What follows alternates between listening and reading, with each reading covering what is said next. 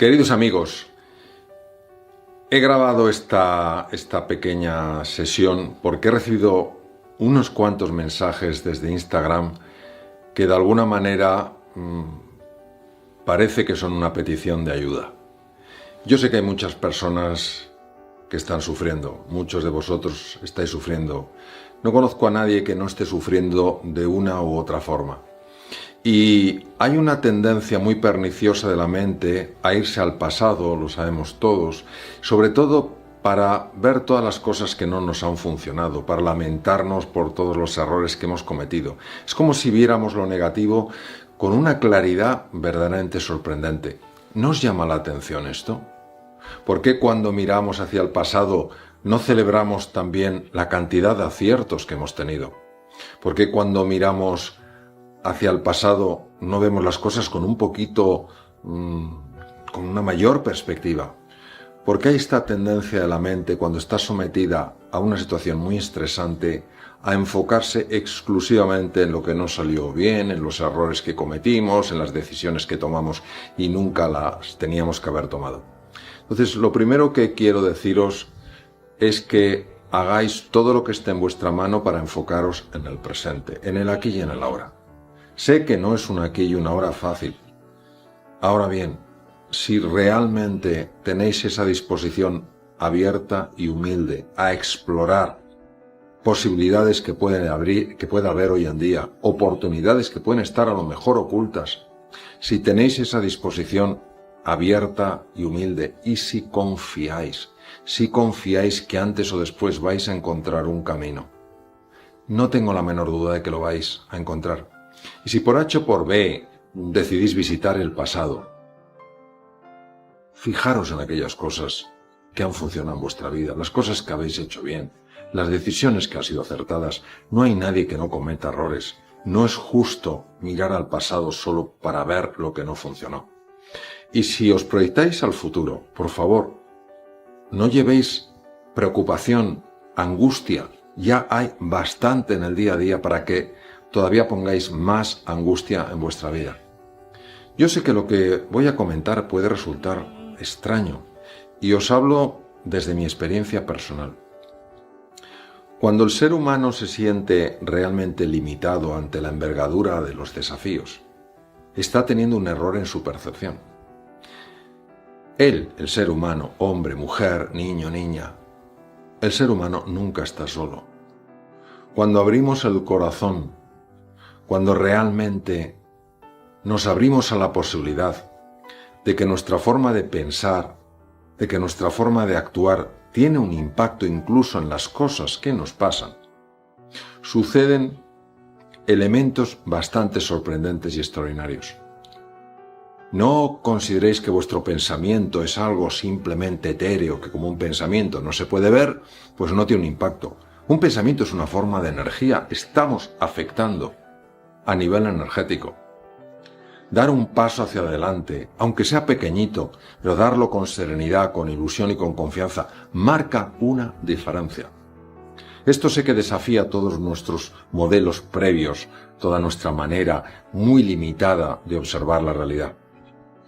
Quiero mandaros este mensaje de confianza, que confiéis no solo en vosotros, no solo en vosotras y en vuestras posibilidades, sino que confiéis en un universo que no es azaroso, en un universo que no es indiferente a nuestro dolor, aunque nos pueda parecer que sí. Quisiera hacer extensiva esta gratitud que siento a la universidad. No sé si lo sabes, pero es como te vivimos, como un gran experto que comparte su sabiduría cada día. ¿Por qué dejaste de ejercer, la medicina como cirujano para pasar a ahondar en las capacidades del ser humano, en todas esas dimensiones, en la física, en la emocional? Yo la verdad, honestamente, cuanto más estudio estos temas, llevo muchos años, cada vez me doy cuenta de todo lo que me falta por aprender. Entonces, prefiero verme como el constante estudiante de algo apasionante. Y respecto a la sabiduría, te lo agradezco. Ya me gustaría a mí tener esa sabiduría que han tenido grandes maestros que han pasado por la tierra. Lo que sí que me interesa mucho es conocer perspectivas más amplias de las cosas. Y en relación a el hecho de que dejé la cirugía después de 26 años, pues ocurrió de una forma de lo más sorprendente. Yo llevaba muchos años muy interesado en las habilidades humanas y cómo las habilidades humanas realmente tenían la capacidad de afectar la salud de una persona. Entonces, en aquella época, hablo hace muchos años, incluso la mayor parte de los psicólogos no estudiaban el mundo de las emociones, pero yo tuve la suerte a través de los libros de intuir que había algo profundo en la comunicación que podía tener un efecto sanador, ¿no? Y empecé a aplicarlo con mis propios enfermos, como médico, como cirujano, hasta que una mujer que había pasado por una situación muy complicada en su vida, encontró un alivio, encontró respuestas, encontró preguntas, encontró un camino en la conversación. Y esta mujer me lo dijo de tal manera que me sacudió hasta lo más íntimo de mi ser. Y empecé a explorar si podía ayudar a otras personas. Empecé a dar algún paso, dando algunas conferencias, unos talleres, y aquello fue creciendo, hasta que llegó un momento en el que yo no podía estar al ritmo que estaba de cirugía, que era enorme, y lo que esto me estaba pidiendo de investigación, de viajar, etcétera, etcétera. Entonces fue cuando tomé la decisión más difícil de mi vida, profesionalmente hablando, una sensación de vacío, de angustia, porque dejar 26 años de cirugía no es fácil. Digamos que me fié del universo. Justamente con esto, al hilo de lo que comentabas, últimamente, ¿no? Y en ciertos momentos voy pensando sobre el sentido de la vida. Yo te diría, Olga, que el sentido de la vida es de las cosas que más están interesando, sobre todo en mi experiencia, personas que han conseguido un gran éxito profesional y siguen teniendo un vacío interior y no acaban de entender por qué. Yo suelo decir que los vacíos del ser no se rellenan con el tener. El propósito está en el ser, no en el tener. Entonces, para mí el propósito es la respuesta a una pregunta. Y la pregunta no es por qué, es para qué. Es una pregunta que da sentido. Yo diría que todos tenemos exactamente el mismo propósito. Ahora, ese propósito se despliega de formas diferentes. El propósito, desde mi punto de vista, que todos tenemos es realmente reconocer nuestra verdadera identidad, que no es quienes creemos que somos, es quienes somos en realidad. Conectar con el potencial que tenemos y que corresponde a nuestra esencia, a nuestro ser, desplegarlo y ayudarlo a florecer. La pregunta es ¿para qué? Para vivir en plenitud. ¿Y para qué queremos vivir en plenitud? Para ser una luz, por pequeña que sea, en un mundo que tiene demasiadas tinieblas. Entonces, para mí el propósito es descubrir que en tu ser eres luz, aflorar esa luz, mostrarla al mundo, y entonces las oscuridades que hay en forma de enfrentamientos, conflictos, egoísmos, avaricias, envidias, celos, se irán desvaneciendo. Entonces la experiencia que tendremos de lo que es vivir en esta dimensión será una experiencia completamente diferente. Si ahora lanzamos una mirada, ¿no?, hacia esta sociedad que actualmente está muy cambiante, ¿cuáles son los mayores desafíos? O sea, ¿nosotros qué podemos hacer? Vamos a ver, nosotros en medicina distinguimos la clínica de la etiología. ¿Qué es la clínica? Síntomas y signos. Síntoma, me duele el abdomen. Signo, tengo una distensión abdominal. El síntoma es lo que yo siento, el signo es lo que se puede apreciar. Y eso tiene un valor. Lo más importante es la etiología. ¿Qué es la etiología? El origen del problema. Entonces, si nosotros vemos muchas cosas que hay ahora, pues todos los problemas con la inteligencia artificial, un mundo lleno de volatilidad, incertidumbre, complejidad, ambigüedad, pues podemos ver síntomas y signos de una sociedad muy avanzada y que también está sufriendo.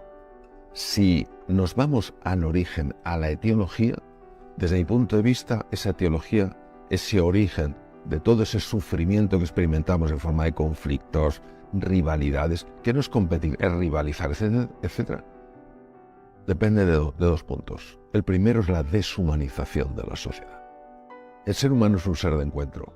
La soledad no elegida puede ser causante de enfermedades muy serias. Y la segunda, desde mi punto de vista, es la absoluta pérdida en gran medida de la espiritualidad. La espiritualidad no es un simple añadido. La espiritualidad es una parte esencial en nuestra vida.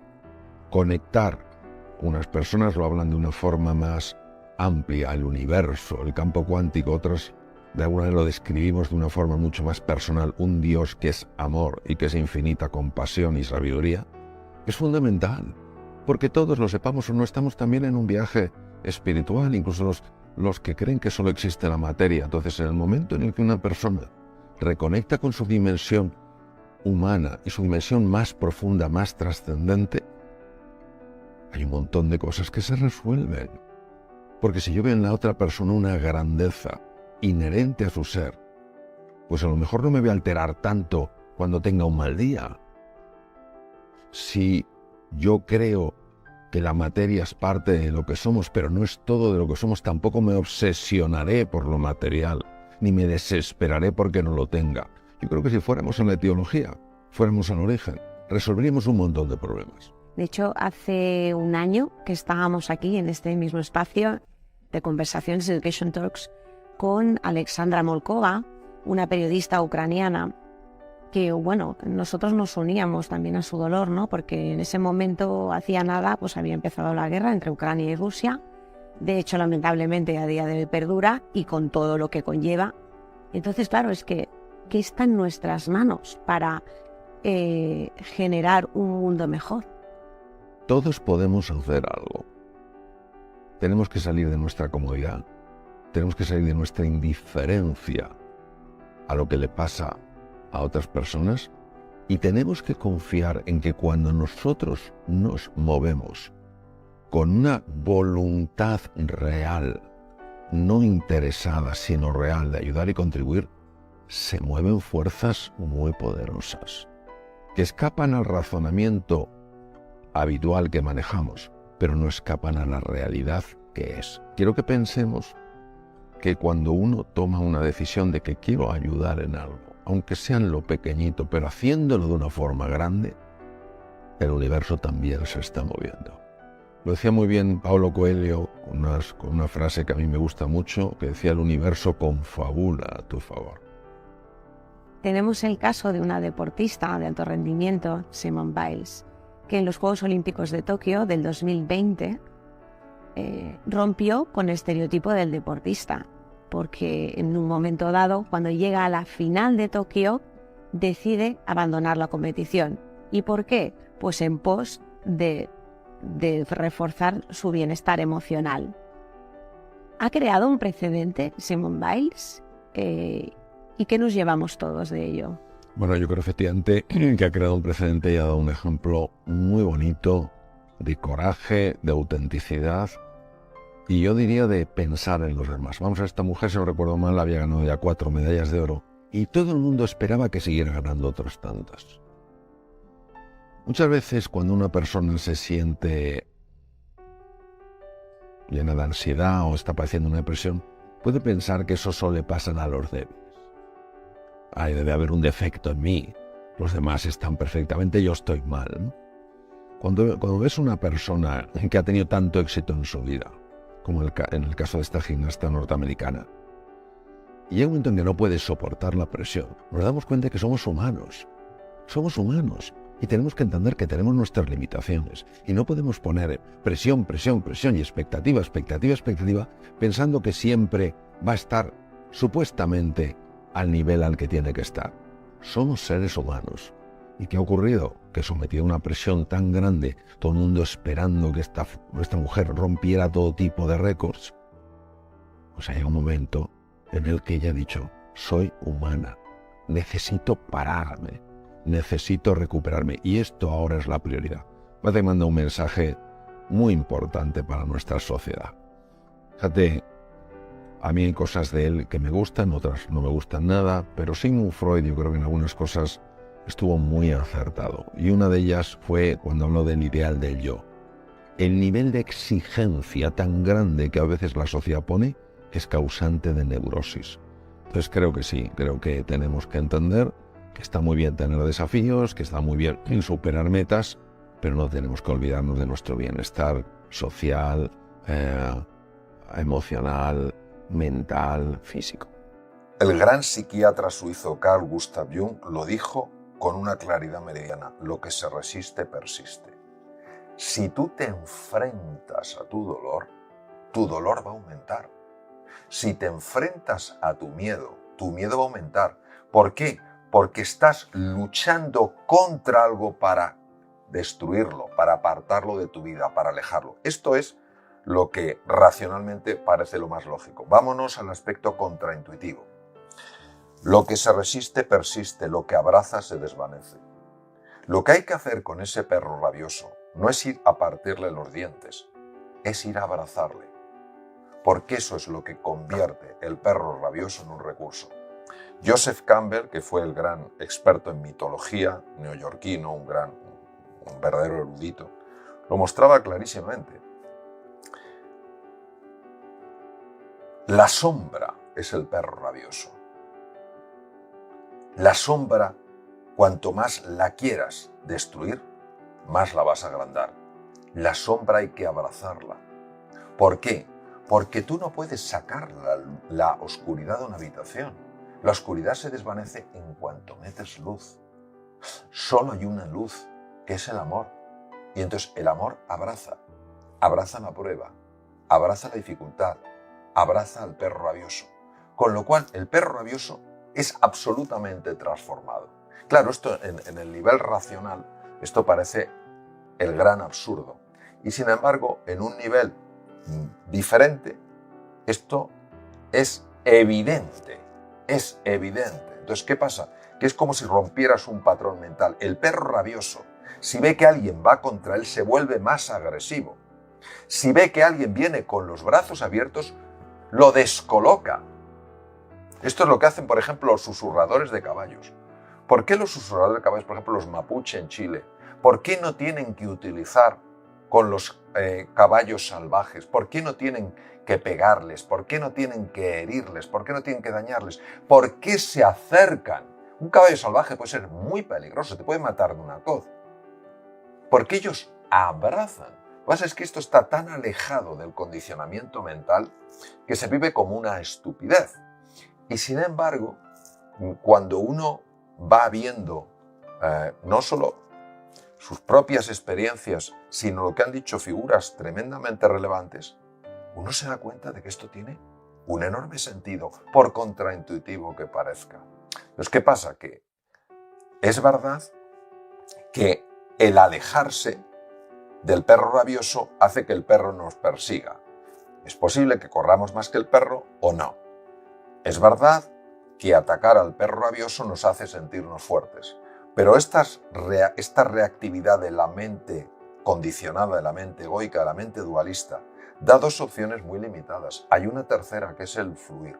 El fluir no es ni huir ni atacar, es abrazar. Entonces, de nuevo Jung, lo que se resiste persiste, lo que se abraza se desvanece. Son pocas las personas que hayan llegado a ese nivel de comprensión de los principios sobre los que se sostiene el universo, ¿no? Entonces, si uno piensa el caso de Gandhi, vamos a ver, Gandhi, llamado Mohandas, Mahatma es alma grande, es como se le apodó. Gandhi era un abogado. Gandhi se formó en Inglaterra, ejerció en Bombay. Gandhi no ganaba un solo juicio. Vamos a ver, un abogado tiene que tener retórica, un abogado tiene que convencer con su discurso. No es solo presentar los hechos, es la forma en la que los presenta. Gandhi no tenía ningún éxito como abogado. Su aspecto escuálido, su voz timorata. No, y entonces uno de sus parientes en Sudáfrica tiene un problema legal. Hay un apartheid en Sudáfrica. Y la familia de Gandhi, preocupadas por el joven Gandhi, le sugieren que vaya él allí para ver si puede ayudar al primo, ya que el primo tampoco tiene recursos para contratar a un abogado. Y ahí es donde le pasa lo que le pasa. Y resulta que este hombre, que fue, como todos sabemos, expulsado de un tren, tirado del tren sencillamente por ser de otra raza, este hombre conectó con algo sumamente profundo y cuando volvió no tenía ganas de revancha, no tenía ganas de violencia, tenía ganas de defender algo, que era la independencia de su país. Pero no de cualquier forma. Lo mismo que Martin Luther King Jr. Él quería lo que es justo, de sentido común, humano. que las razas no nos separen, que sea igual ser de una raza que ser de otra. ¿Por qué? Porque compartes lo mismo que es la humanidad. Martin Luther King leía mucho a Gandhi. Y él, ¿cuál era su sueño? Que se abrazaran los hermanos de distintas razas, porque por encima de las razas eran hermanos. Pero lo mismo con Nelson Mandela. Nelson Mandela durante 3 años, Nelson Mandela, no nos olvidemos, tuvo 27 años en una prisión de alta seguridad. Los 3 primeros años odió a sus carceleros, hasta que llegó a una conclusión. Tan esclavo es el odiado como el que odia. Y yo tengo que intentar liberar a los dos, y para liberar a los dos primero tengo que conquistarme. ¿Qué es conquistarme? Ir más allá de mi ira, ir más allá de mis ganas de revancha, ir más allá de mis deseos de violencia. Lo cual, por cierto, le valió mucha enemistad con algunas personas muy cercanas a él, que lo que querían era que él devolviera el ojo por ojo y diente por diente, la ley del talión. Y volvemos a Gandhi. Ojo por ojo y diente por diente dejará a este mundo ciego y desdentado. Pues no queremos un mundo ciego y desdentado. ¿Sí? ¿Qué quiere decir? Que al final tenemos que ser capaces de llegar a un encuentro que está más allá de ideas políticas, de creencias religiosas, de determinantes culturales o de condicionantes culturales, de formas de pensar. Porque hay algo que a todos nos une, los seres humanos. A todos los humanos nos une. Que es que todos queremos ser más felices y sufrir menos. Entonces, si la felicidad y el sufrimiento emergen del encuentro, ¿por qué favorecemos tanto el desencuentro? De ti, ¿tú cómo te presentarías? Yo me presentaría fundamentalmente como un buscador. Un buscador que primero siguió la vía de la medicina para reducir el sufrimiento humano. Luego se dio cuenta de que el sufrimiento humano tenía distintas dimensiones. Estaba la dimensión física, lo que es la enfermedad y lo que es pasar por esa situación tan complicada. Me di cuenta de que había dimensiones más profundas, que había personas que las operabas, yo soy cirujano general y apato-digestivo, superaban su enfermedad y luego volvían a una situación de tristeza, de desesperanza, es decir, después del susto se volvían a patrones previos, ¿no? Entonces empecé a ver que la conversación tenía un impacto curioso en estas personas, como que les aliviaba de una carga más profunda que la física.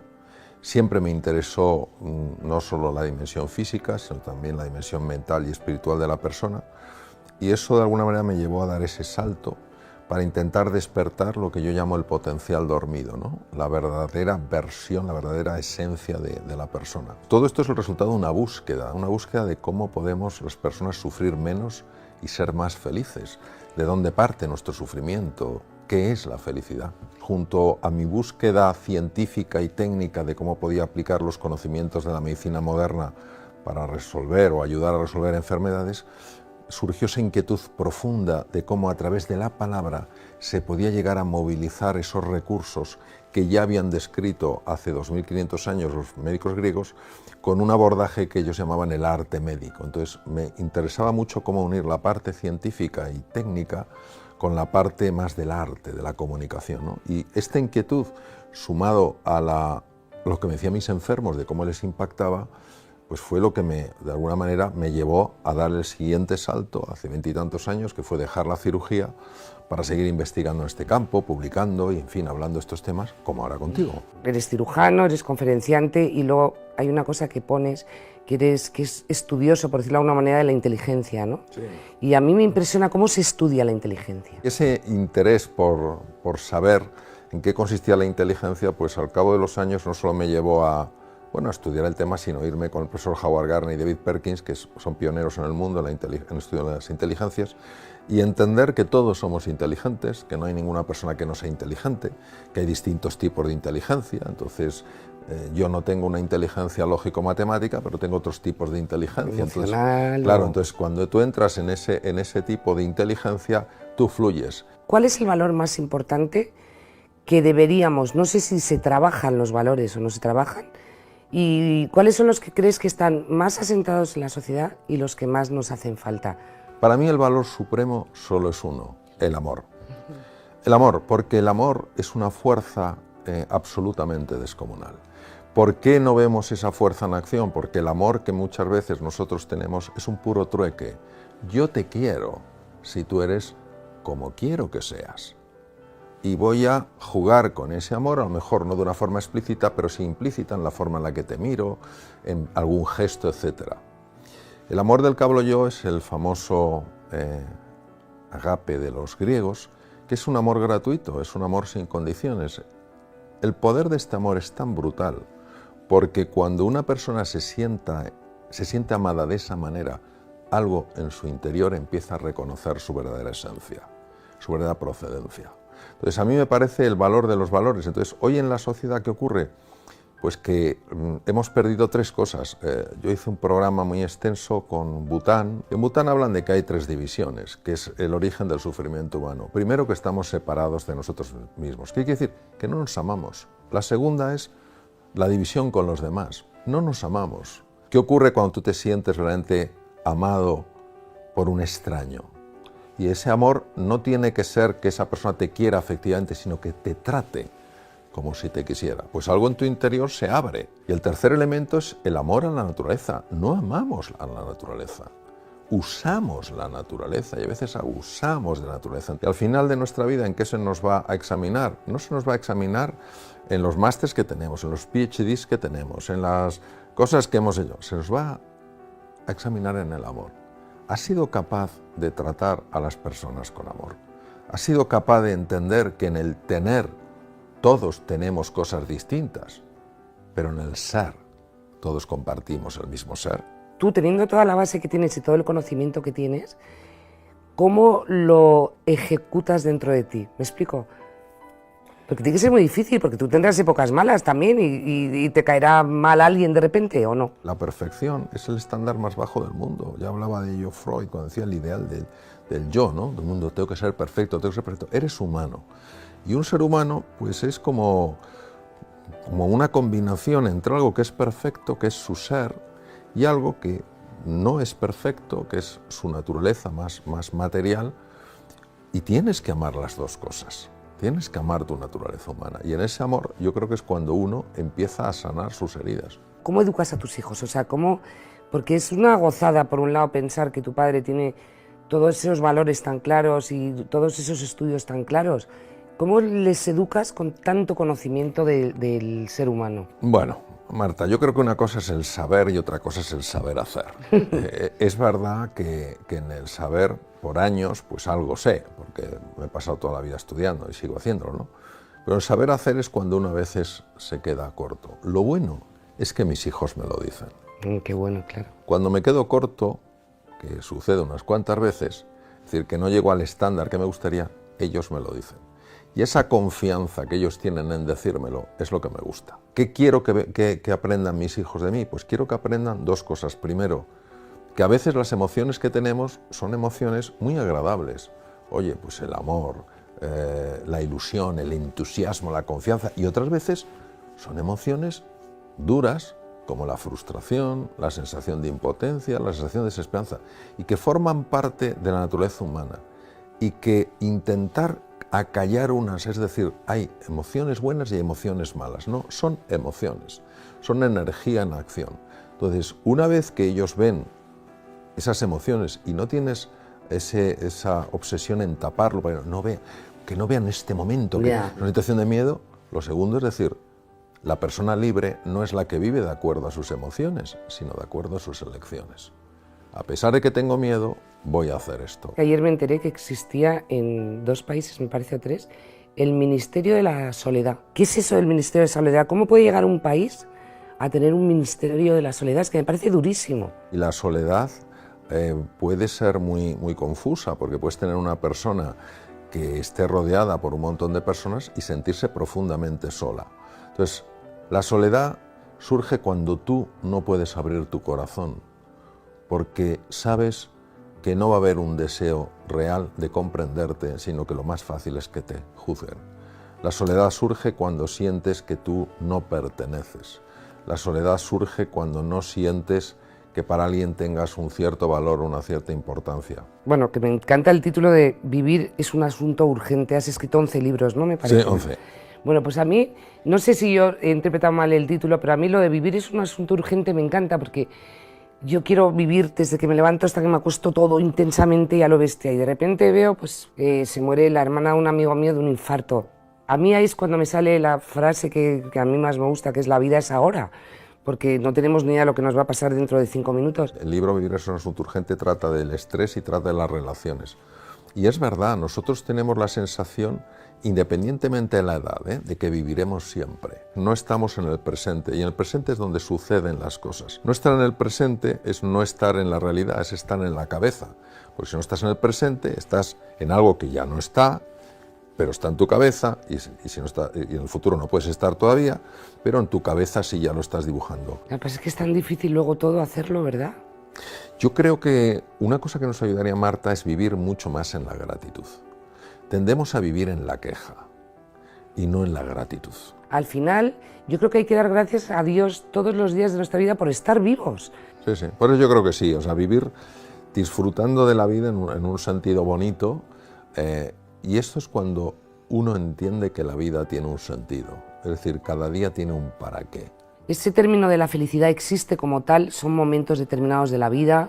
Tendemos a confundir el bienestar subjetivo de la felicidad. El bienestar subjetivo es el goce de los sentidos, la felicidad es el gozo del corazón. Entonces, si yo estoy comiendo algo que está muy rico, viajando de una manera agradable, etcétera, etcétera, mis sentidos lo disfrutan. Es el bienestar de los sentidos, el goce de los sentidos.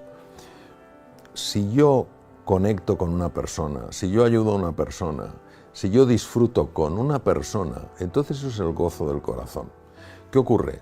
Que nuestra sociedad muchas veces, tan enfocada exclusivamente en lo material, pretende decir que el tener va a rellenar los vacíos del ser, y no puede ser, porque el ser, nuestra esencia, es feliz por nuestra propia procedencia.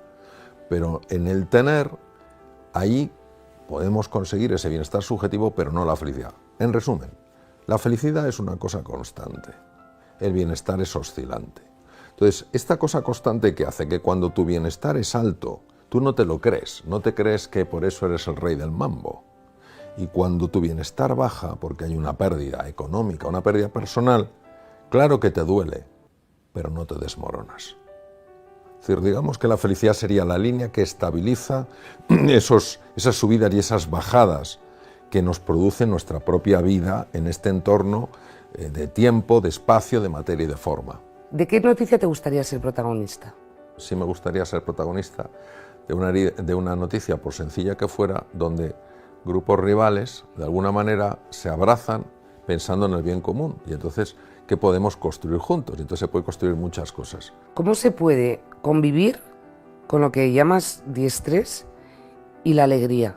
Son incompatibles el distrés y la alegría. El distrés es esto que nos agobia, esto que nos consume, y acaba, obviamente, como él demostró clarísimamente, acaba en enfermedad, acaba en depresión, acaba, etc. Entonces, el distrés no es compatible con la alegría, ni siquiera es compatible con la salud, no es compatible con la relación humana. Es muy difícil experimentar alegría si tú simultáneamente estás proyectando en el futuro un problema y tu incapacidad para resolverlo. ¿Y algún mensaje para la gente joven que ve la vida, no la ve tan, a lo mejor tan optimista como los podíamos ver nosotros en nuestra generación? Yo creo que la gente joven lo que quiere es lo mismo que queremos las personas adultas. Lo que quieren es tener una vida que valga la pena ser vivida. Y a veces el modelo que ven en nosotros los adultos no les convence con razón. Entonces, bueno, yo creo que en la juventud tenemos que mostrar que nosotros podemos mejorar. ¿Cómo podemos nosotros empezar a dar ejemplo? Porque ellos sí nos están mirando, sí nos están mirando. Entonces, creo que si de alguna manera buscamos dar ejemplo y recuperamos la importancia, los valores, por eso creo que este espacio es tan importante, los valores, aquello que orienta nuestra vida de una forma positiva. Cuando la gente joven esté menos confusa, ese talento que tienen, esas ganas que tienen de ser felices, eso va a aflorar. Hay una cosa que yo siempre les he dicho a mis hijos desde pequeños, quiero ver que para mí es el poder de la sonrisa. Tú ten en cuenta que nuestro cerebro está constantemente leyendo lo que hay en el rostro. Si tú estás sonriendo, en el fondo, ¿qué le estás transmitiendo? Todo está bien. Solo con eso ya empieza a cambiar el estado de ánimo. Imagínate si hay esa disposición diaria a sonreír. Bueno, pues ahí he acertado con los niños. Has acertado porque tú eres pura sonrisa. Tú eres pura sonrisa. Me ha encantado tenerte aquí, Mario, de verdad. Me quedaría contigo, vamos, hablando horas y horas. Muchas gracias por estar aquí. Gracias a ti, gracias.